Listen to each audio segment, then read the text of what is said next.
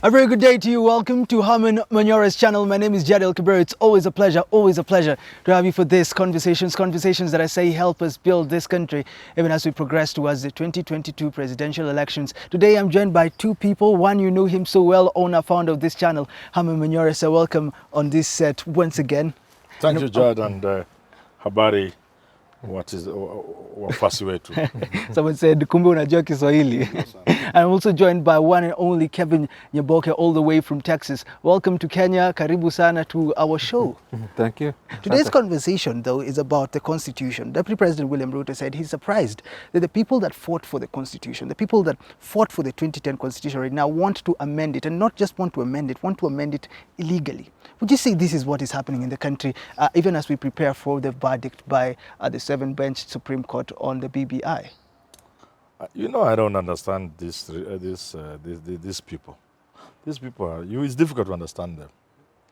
I mean, amending the Constitution has nothing to do with whether you support it or not. In any case, everybody seemed agreed in 2010 that the Constitution was good, but there were a few things that needed to be changed. There was talk of 20% that needed to be changed. So the divide was between those who said, change before you enact, and those who say, let's change and deal with those, the 20% later. So those who say, let's have the Constitution first, we'll deal with the changes later, are the same people who are now changing. So I don't understand what Ruto is talking about. Would you say, Kevin, this is the right route, BBI? Is this the right route for us to change the Constitution? Because the DP says it doesn't have to go through a referendum. Now, the Constitution is primarily a living document that has to be changed any time of the day, as long as we follow the procedure to following it. And so any time, even if it's midnight, is the right time to change the Constitution. Okay, when you look at the Building Bridges initiative as it is right now, would you say that it is what we need as a country, the BBI, the dockets that are to be introduced? Yes, we're talking about increase of revenue to counties. Is the document what we need? The document is a framework to what we need. I don't think it is a one solution fits all. I think it's one framework. I think it's something that we should discuss on how to make it better, and not just the way it is, implement it. Now, for example, just the name itself, Building Bridges Initiative, doesn't mean it's building bridges. There's no bridges it's building in the first place. It's just creating positions and making the executive look different and bringing more money to the counties. I think it's it's a camouflaged name to just changing the Constitution. Okay. Now, Prof, would you say as we're waiting for CJ Martha Koome, would you say that it is this Building Bridges initiative is actually building bridges in the country? Do we have a problem when it comes to ethnicities in the country? Are we seeing a problem in tribalism currently? When you walk in Nairobi, people are working together, different tribes working in different stalls together, even in corporates. Do we have a problem really of ethnicity?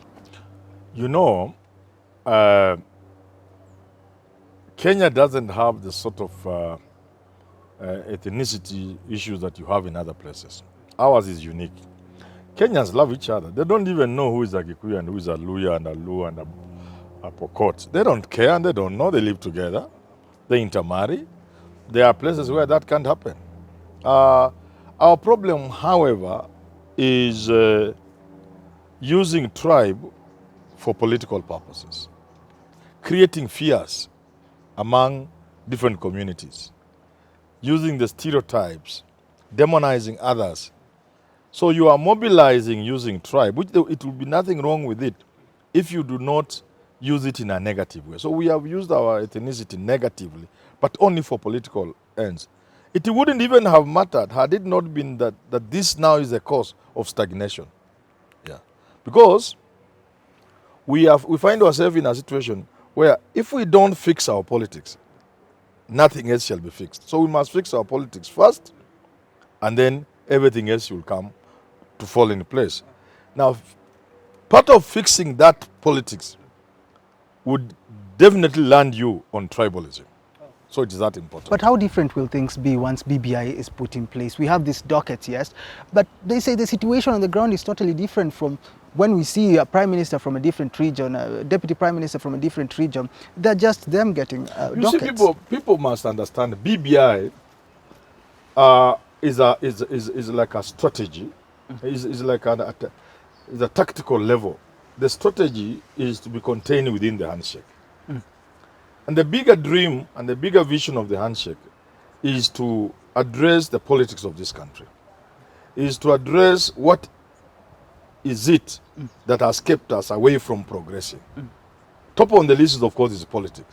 So then the BBI gives you an opportunity to re-engineer our politics. To re-engineer our politics in a way that at the end of that process, as you move towards with that process, some of the issues that have bedeviled this country, like tribalism, will definitely be dealt with.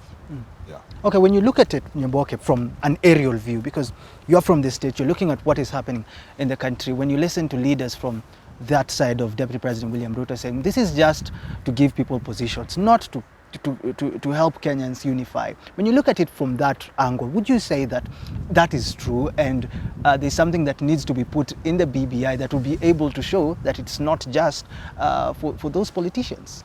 I'll give you a good example. God rest his soul in peace. Mr.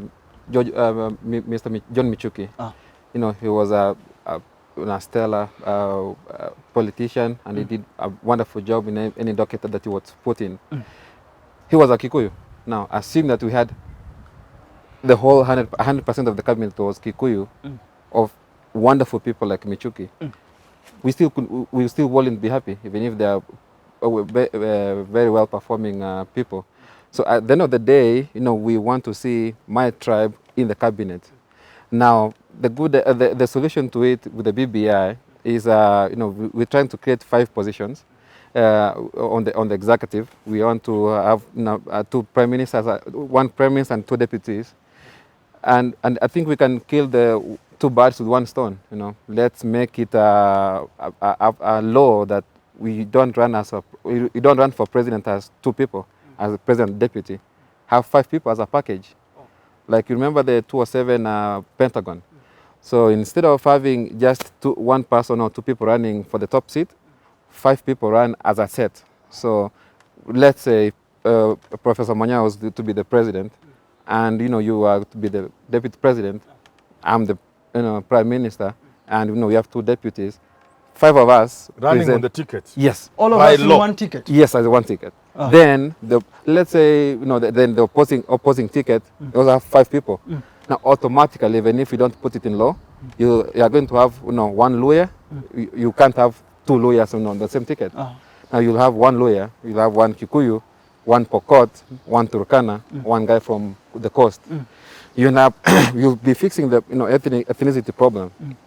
Because now, whenever you are going to be campaigning, automatically, you won't be right now. You never see, you did not see Uhuru running with another Kikuyu as his running mate. I can guarantee you, however much is James Orengo is a good politician, he'll never be the running mate for Raila. So, that thing will come naturally. But when you look at it, on one side we are saying let's not speak about ethnicities. Let's try to look at who can do the job better, proficiency first. Where is the line to look at proficiency first and when trying to deal with ethnicity? Do we have that line?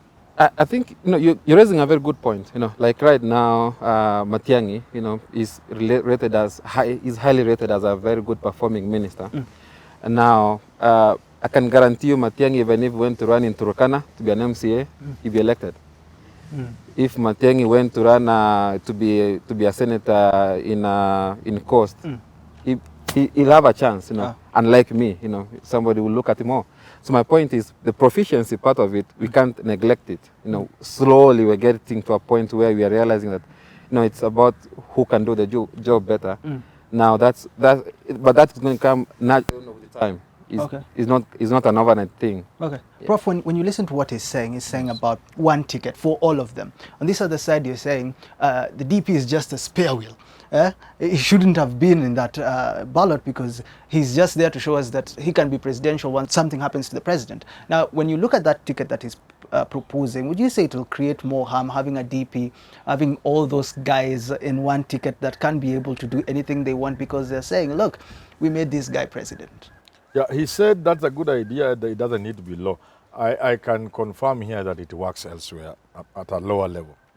Under the Universities Act, all students who aspire to lead student bodies in their universities, by that act, you come as a team. If you want to be president of UNZA, with the university body that succeeded Son of the University of Nairobi, which I really hate. Son was a brand. These people, UNZA, doesn't even sound well. You want to be president of UNZA, University of Nairobi Students Association. You say, I will be the president, you give your deputy.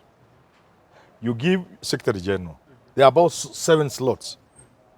And none of them should come from the same county. It's already, you can't. You will not be cleared.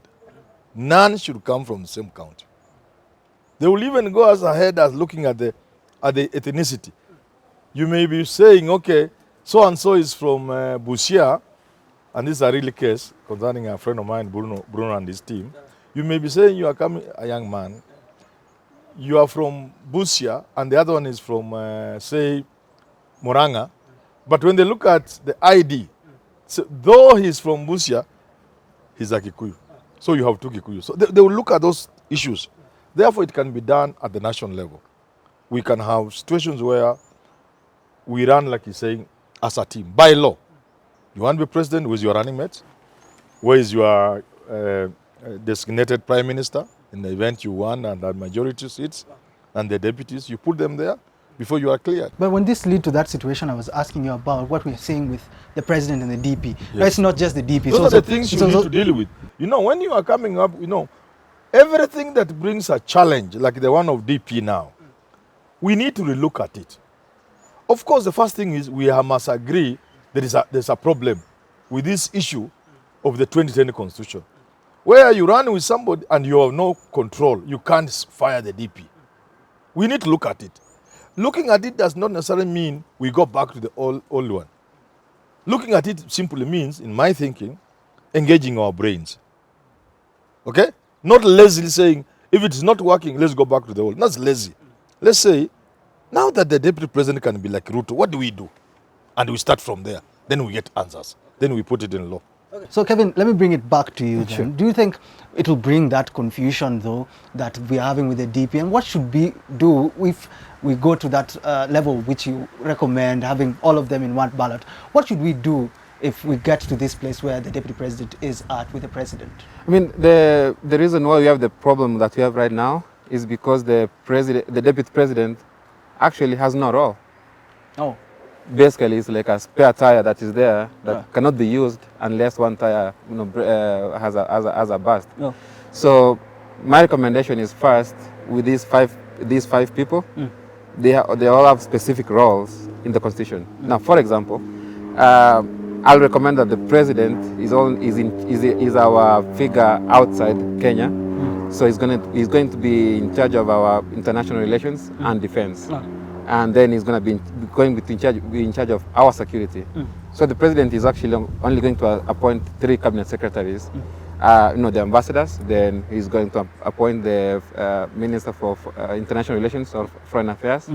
He's going to appoint the minister for defense and the minister for interior security. Then the prime minister is not actually in charge of the government. He's running the day-to-day things in government. Then the deputy president is the guy is going to be sitting in the Senate, and also he's also sitting in the Council of Governors. Is the liaison between the county governments and the national governments. So let's say if you have an issue with Turkana County, and instead of having, if you want to access the the national government, is the guy coming between us. Then the first deputy prime minister is in charge of parastatals. Like Kenya Power, for example, or Kenya Creameries, or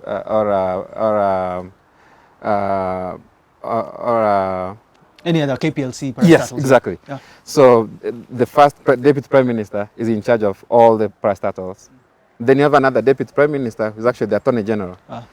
The attorney general can be very lazy or can be very powerful, like Charles Njonjo. So we can give him powers. So my point in the long run, we'll never have this commotion because these people have their jobs, have the clear roles. Like, we know that as a prime minister, I'm not going to interfere with the county governments and the national governments. Yes. Is this why the deputy president says, I've done all I've been asked to do right now, I can do, I have nothing to do, I've basically been told I've not been given tasks, so he's going campaigning and blaming it on the president. Is this what you'd like to say? I think what he's saying, he has a point. Already in the constitution today and the practice of government, the deputy president was chairing a committee which has now been given to Matiang'i. But there's one which is by law and they couldn't just change it. He's the chair of the intergovernmental, the body that brings the national government and the county governments together. So what he's saying is already there, only to be strengthened in the law. And I was part of the team that tried to draft something for, I think, the NASA coalition in terms of how they would share their positions in 2017. Coming up with not just the prime minister designate, whom we thought could be called chief minister before the change of the constitution. We also had the deputy prime ministers in charge of particular sectors. So you had one of those deputy prime ministers who would be in charge of devolution. More or less what he's suggesting. Another one will be finance and related ministries. Then there's another one, because there were supposed to be three, I think, because of Isaac Ruto. One will be in charge of infrastructure dockets, the related dockets. So that's a good idea. I'm happy with the American man here because what we are not known for, Jad, is thinking as a country. No. We just toss an idea on the table and it goes, it's what everybody supports.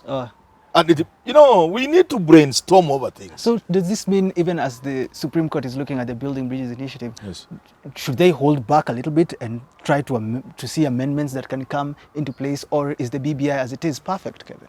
So, I mean, just to, before answering the question, to add on what Professor is saying, to my point was that, let's say the winning team forms government, then the second team will shadow government. So we have a very strong opposition because we were running to be government. And now we are, the opposition is still in the constitution. So let's say whatever salary the president makes, the opposition, guy, they're making 75% of it. It's a very strong opposition. That way they keep the government in check.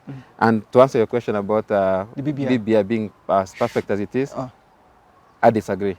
I think it needs more time to be digested. I think it was rushed. I think we need to step back. I think the idea of just two people sitting somewhere and making everything, then everybody else has to agree with it. The courts have proved it that maybe we should take more time, involve more people, make this thing come from everybody else, not just from two people. Prof, is it perfect? Nothing is ever perfect in this world, nothing. The only thing that's perfect is God. Only God is perfect. Anything else in the universe, nothing is perfect. But what I'm trying to say is this. There is unlocking BBI and there is the BBI, the document. Because what the lower courts have done is to lock BBI, to stop Kenyans from amending their constitution. I would hope the Supreme Court will look at this thing in a very simple way. Do we have a constitution? Yes. Have we put in place measures and ways and requirements for amending the constitution? Yes. Can Kenyans then go ahead and amend their constitution when they want? Yes.